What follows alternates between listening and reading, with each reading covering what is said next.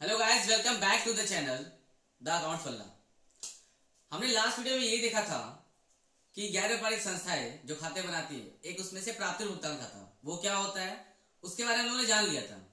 और उसके दूसरी वीडियो में मैंने उसका एक न्यूमेरिकल भी सॉल्व कराया हुआ था आपको। आज के इस वीडियो में आज हमारा वीडियो नंबर है 4 और आज हम सीखने वाले हैं कि आय व्यय खाता क्या होता है। इसके बारे में प्रॉपरली मैं आपको सभी चीजों के बारे में बताऊंगा।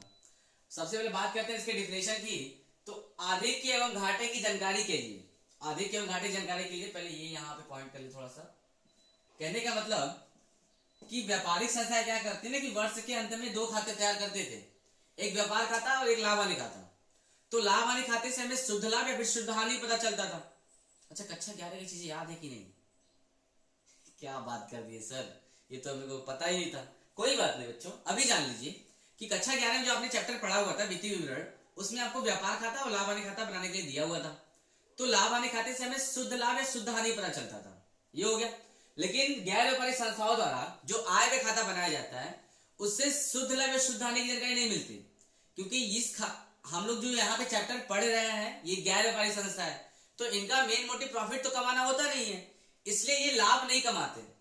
इनका क्या होता है, ये आधिक्य कमाते हैं या फिर घाटा होता है। घाटा मतलब कमियां आ जाती है, इनकम कम हुआ और खर्चे ज्यादा हो गए तो उसको घाटा कहते हैं। इनकम ज्यादा हुआ और खर्च कम हुआ तो इसको आधिक्य कहते हैं। ठीक है, तो अब इन्हीं चीजों को जानने के लिए कि कितना हमारा आधिक्य हुआ या फिर कितना हमको आय हुआ ज्यादा या फिर कितना घाटा हुआ है, इसको देखने के लिए एक खाता बनाया जाता है वर्ष के अंत में, और उसी खाते को हम आय व्यय खाता कहते हैं।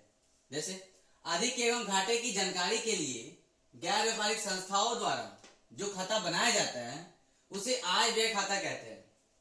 क्लियर? अच्छा, इसके नीचे की स्टार्ट बच्चों, अगर आपके एग्जाम में ये क्वेश्चन पूछता है कि आय व्यय खाता क्या होता है, इसकी विशेषताएं बताइए, तो डिफिनेशन के लिए सबसे पहले आप ये पूरा लिख दीजिएगा और उस डिफिनेशन के नीचे एक ये स्टार डाल के पॉइंट जरूर बनाइएगा। एग्जामिनर आपका एक नंबर भी नहीं काट सकता। जैसे यहां में लिखा हुआ है यह लाभ हानि खाते की प्रकृति का होता है, मतलब इस खाते को जैसे हम बनाते हैं आय व्यय खाते को, बिल्कुल इसके पहले हम लोगों ने जो खाता बनाया था लाभ हानि खाता, वो उसी की तरह होता है। तो बात करते हैं अब इसके बारे में थोड़ा। अब बात करते हैं इसकी विशेषताएं के बारे में, किसकी विशेषता क्या होती है। तो मैंने विशेषता के लिए मैंने आपको पहले ही बताया था कि जब प्राप्ति भुगतान खाता पढ़ाया था तो उससे मैंने बताया था कि विशेषता क्या होती है, कैसे बनाया जाता है। एक लड़का अगर खड़ा है, अगर मैं उसकी विशेषता की बात करूं, जैसे मैं खड़ा हूं, मेरी विशेषता क्या है? मेरे बड़े बड़े बाल हैं, 2 हाथ हैं, 2 पैर है, नाक है, ऐसा। तो भाई खाते के बारे में विशेषता अगर बताई जाए तो ऐसे ही बताई जाती है कि उस खाते में एक्चुअली है क्या। तो इस खाते में क्या क्या चीजें वो बता दूं आपको, वो इसकी विशेषता होती है। पहला, आय व्यय खाता नाम मात्र खाता होता है। नाम मात्र खाता का मतलब कैसे ये नाम मात्र खाता होता है सर? भाई देख, नाम मात्र खाते का नियम क्या आता है, नियम खाता क्या होता है वो नाम मात्र खाता, तो उसमें ये होता है कि जो भी व्यय और हानियां होती है उसको रेडी किया जाएगा, जो भी आय और लाभ होगा उसको धनी किया जाएगा। जो भी व्यय तथा हानियां होगा उसको रेडी किया जाएगा, जो भी आय और लाभ होता है उसको धनी किया जाता है। इस खाते को बनाते समय यहां पर भी यही होता है। अगर इस खाते को बनाया जाए तो 2 साइड होंगे, एक डेबिट का और दूसरा क्रेडिट का। डेबिट वाले साइड में जो भी व्यय होता है उसको दिखाया जाता है, यहाँ पे रकम, और क्रेडिट वाले साइड में जो भी आय होता है उसको दिखाया जाता है फिर रकम। यानी कि जो भी व्यय होता है उसको रेडी के साइड में, व्यय तथा हानियां रेडी यानी कि रेडी के साइड में, आय तथा लाभ धनी यानी कि क्रेडिट की साइड में, धनी के साइड में। तो इस तरीके से ये खाता आय व्यय खाता होता है। ठीक है, अब दूसरी इसकी विशेषता बता दूं आपको। इसमें केवल आयगत आय एवं आयगत व्यय का लेखा किया जाता है। अच्छा, ये आयगत क्यों, यहाँ पे इसकी विशेषता कैसे ये बता रहा है आयगत आय और आयगत व्यय? तो क्योंकि हम लोगों ने जो प्राप्ति भुगतान खाता पढ़ा था ना, वो तो भाई कैटरीना कैफ थी ना। वे कहने का मतलब कि उस खाते में क्या होता था, पैसा चाहे जैसा भी हो, चाहे वो आयगत हो या फिर पूंजीगत हो, तो दोनों को सभी को लेता, बस उसे पैसे से मतलब आ जा बस आना चाहिए। हाँ, लेकिन इस खाते में ऐसा कुछ नहीं है। इस खाते में क्या होता है, आप अगर आयगत नेचर की चीजें होंगी तभी इसमें रिकॉर्ड किया जाएगा। अगर पूंजीगत नेचर का होगा, बाहर आउटसाइड वही बिल्कुल, तो उसको छोड़ दिया जाता है, नहीं रिकॉर्ड किया जाता है। अब ये आयगत आय और आयगत व्यय का होता है, मैंने आपको बताया था पिछले वीडियो में, अभी नहीं बताऊंगा, उस टाइम मैंने बता दिया आपको। ठीक है, तो इसमें सभी चीजें, मतलब अगर आयगत आय है और आयगत व्यय है तो दोनों को लिखा जाएगा। तीसरी इसकी बात, इस खाते में केवल चालू वर्ष से संबंधित सौदों का लेखा किया जाता है। यानी कि जैसा हम लोगों ने पढ़ा था प्राप्ति भुगतान खाते में, उसमें सभी वर्षों का लेखा किया जाता था, क्योंकि वो तो लालची इंसान था, प्राप्ति और भुगतान खाता लालची इंसान। भाई पैसा सिर्फ हमको आने से मतलब है, चाहे इस वर्ष का हो, चाहे अगले वर्ष का हो, चाहे पिछले वर्ष जो तुमने छोड़ दिया तो उस वर्ष का हो, अगर मिला तो बस यही आड़ दे, बस ऐसा होता है। और इसमें तो ऐसा कुछ भी नहीं है। इसमें क्या होता है, जिस ईयर के लिए तुम खाता बना रहे हो, अगर 2020-21 के लिए खाता बना रहे हो तो जो भी इसमें लेखा किया जाएगा सिर्फ इस ईयर में होने चाहिए। जो सौदे जो इस ईयर के होंगे उन्हीं का लेखा किया जाता है, पिछले का छोड़ दिया जाएगा या फिर अगले का भी छोड़ दिया जाएगा, उससे नहीं मतलब। अब बात करते हैं इस खाते से हमें अधिक अथवा घाटे की जानकारी प्राप्त होती है। तो जैसा कि हम लोगों ने पढ़ा है कभी, लाभ हानि खाते से शुद्ध लाभ या फिर शुद्ध हानि की जानकारी मिलती है। बाय द वे, जैसा आपको यहाँ दिखा दूं, इधर आय, जब हम खाता को बनाएंगे इसको, तो आय जैसे कि आ गया 10,000 रुपए और व्यय की राशि आ जाती है 5,000 रुपए। तो अब इसमें से सबसे बड़ा वाला अमाउंट 10,000 रुपए, दोनों साइड लिख दो। 10,000 में से 5,000 घटाया, यानी कि 5,000 रुपए मुझे अधिक के मिला, प्रॉफिट नहीं मिला। मतलब 10,000 में से मैंने अपने खर्च को घटा दिया, जो भी व्यय हुआ, तो जो 5,000 मिलता है वो मेरा आधिक्य होता है। तो आधिक्य को हम इस साइड दिखाते हैं, जो 5,000 बचा वो मेरा आधिक्य हो गया। अगर बाई द वे यही होता है ऐसा कि इधर का ज्यादा आ जाता, मतलब व्यय हमारा 10,000 और आय हमारा 5,000 रुपए, अगर बाई द वे ऐसा हो जाता किसी भी क्वेश्चन में या फिर आपके किसी भी प्रैक्टिकल क्वेश्चन में, तो अब इस साइड अमाउंट आता हमारा, यानी कि आय 5,000 रुपया और व्यय 10,000 रुपया, तो 5,000 रुपये क्या हुआ, घाटा हुआ। तो इसको इस साइड दिखाया जाता है। नॉर्मली इस खाते से हमको यही पता चलता है कि कितना अधिक्य हुआ और कितना घाटा हुआ। तो अब बात करते हैं कि आय व्यय खाते का प्रारूप कैसा होता है और इसे कैसे बनाया जाता है। सबसे पहले आय व्यय खाता ऊपर एडिंग होगा बनाते समय। क्वेश्चन में आपको एक प्राप्ति और भुगतान खाता दिया होता है, उस प्राप्ति और भुगतान खाते से जो चीजें आयगत नेचर की होती हैं उसमें से छांटना होता है। छांटो और उठा करके डाल दो, मतलब छांटो पहले तो उसमें से कि कौन सी नेचर आयगत वाले नेचर की है और कौन से आइटम उसमें से पूंजीगत नेचर की है। तो पूंजीगत वाले को तो पूरा बाहर कर दो और आयगत वाले को ला करके यहाँ पे रखना है। उसके क्वेश्चन में इस साइड आपका प्राप्ति होगा और इस साइड आपका भुगतान होगा, तो उस क्वेश्चन से प्राप्ति के साइड का उठाओगे तो आय वाले में आएगा और भुगतान के साइड का उठाओगे तो व्यय वाले में आएगा। ये बात समझ आ रही सभी को। अब इसके बाद देखना ये आपको कि इसमें सभी चीज जो भी आएगी वो सिर्फ आयगत नेचर की होंगी।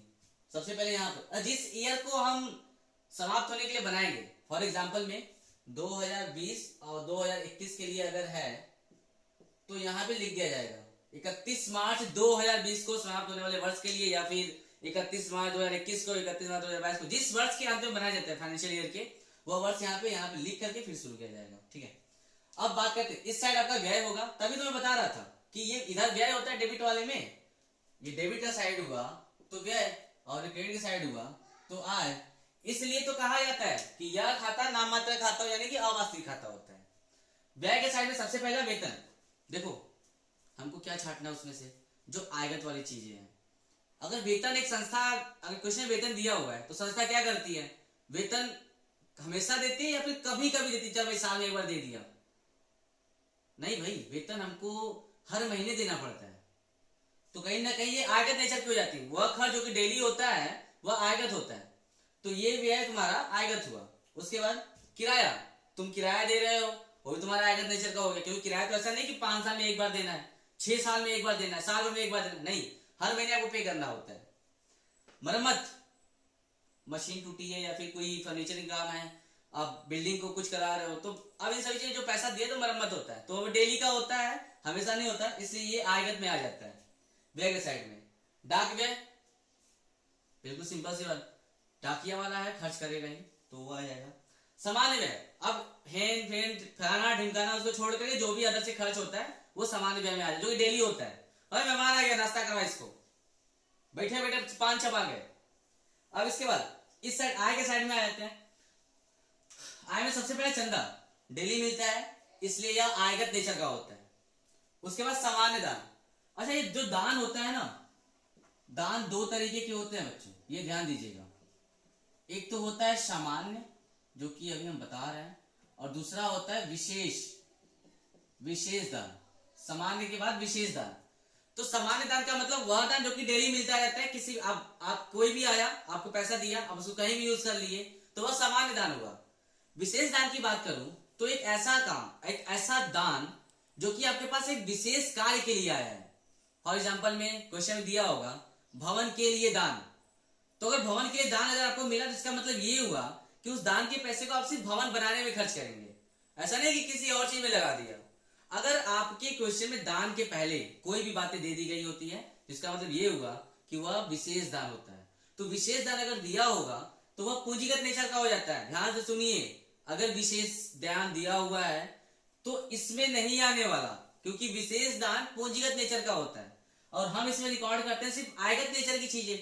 तो सामान्य दान जो होता है वो आयगत होता है क्योंकि वो डेली मिलता है, लेकिन कोई हमेशा आपको आकर के विशेष दान नहीं देगा कि हाँ भाई ये लो बिल्डिंग बना लो, ये लो फर्नीचर खरीद लो, ये लो तुम जमीन खरीद लो जाकर के, ऐसा नहीं होगा। तो इस विशेष दान का ट्रीटमेंट कहां पर किया जाता है अभी इसके आगे हम बताएंगे। उसके बाद प्रवेश शुल्क, मैंने बताया था कि संस्था में आने के लिए, प्रवेश करने के लिए कोई जब भी आता है तो कुछ शुल्क देता है और वह शुल्क प्रवेश शुल्क हो जाता है। अच्छा, इसको आयगत क्यों ट्रीट किया जाता है? क्योंकि अक्सर संस्था में कुछ लोग आते रहते हैं और कुछ पुराने लोग छोड़ते रहते हैं, तो आने के समय जो शुल्क देते हैं वो एक तरह से ऐसी प्रकृति का हो जाता है कि वो डेली आ रहा होता है, तो इसलिए आयगत नेचर का हो जाता है, इसलिए इसको हम इधर दिखाते हैं। पुराने एक बार की बिक्री, बेटा भाई देख, संस्था है तुम्हारे पास तो संस्था में हमेशा न्यूज़पेपर आता रहता है पढ़ने के लिए। अब जब वो कुछ पेपर हफ्ते 10 दिन बीत जाते हैं ना, तो संस्था वाले क्या करते हैं कि उन पेपर को बेच देते हैं। अब ऐसा नहीं कि अगर वो पेपर को बेच दे तो अपने इससे लगे जाकर चाय वगैरह पी जाए, वैसा कुछ भी नहीं है। आपको हर 1 रुपए का हिसाब देना पड़ता है। तो आप अगर न्यूज़पेपर को बेच करके भी पैसा इनकम कर रहे हो संस्था में, तो कहीं ना कहीं आपको लिख करके दिखाना होता है कि हाँ इतने का मैंने इनकम किया। क्योंकि जब वहां पर आप पेपर खरीद रहे होते हो ना, तो वह भी खर्च के साइड में दिखाया जाता है। अखबार का क्रय, तो अब क्रय किया तो दिखाया, अब उसका अखबार को बेचते हो तुम, तो वह भी तुमको यहाँ पे दिखाना होता है। ठीक है, अब इसके बाद आपको क्या करना था, ये जो मैंने ब्रैकेट में लिखा हुआ है अब इसको छोड़ दो, पहले इधर कितनी चीज देख लो, व्यय के साइड का इतना और आय के साइड का इतना। अब इन दो इतना करने के बाद आपको दोनों साइड का कॉलम जो भी है उसको पूरा अमाउंट आपको मैच कराना है या फिर कैलकुलेट करना है कितना ऐड करना है। तो इधर का कैलकुलेट करना, जो भी अमाउंट आएगा एक्स वाई जेड इधर लिख दीजिएगा, इधर का अमाउंट कैलकुलेट कर जो भी अमाउंट आएगा लिख दीजिएगा। अब इन दोनों में से जो अमाउंट बड़ा होगा, फॉर एग्जाम्पल में आय के साइड का अमाउंट आ गया 10,000 रुपए, टोटली हम लोगों ने ये सब कर लिया तो टोटल अमाउंट आ जाता है मेरा 10,000 रुपए। और व्यय के साइड का हमने टोटल किया तो यहां पर आ गया 8,000 रुपए।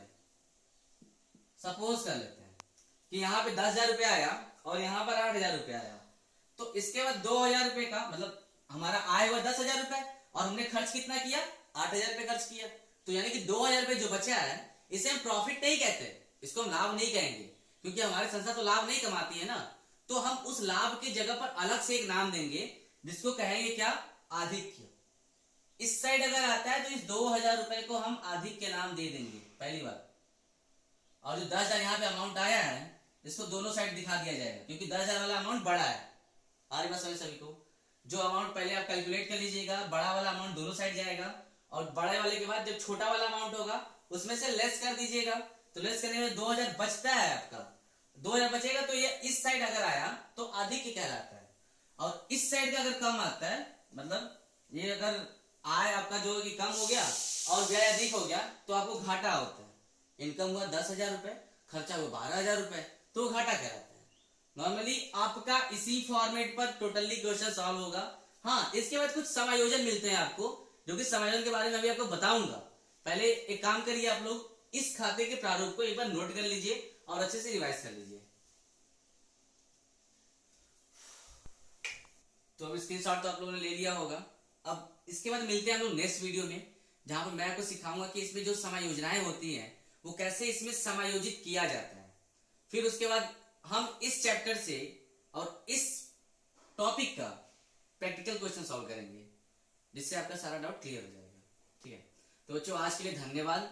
और अगर आप मेरे चैनल पे नए आए हो तो प्लीज सब्सक्राइब कर दो यार। एक सब्सक्राइब करने में क्या होता है, हाँ, और वीडियो को जरूर लाइक करना अगर अच्छा लगे तो मोटिवेशन मिलता है यार कि अच्छे लग रहा है।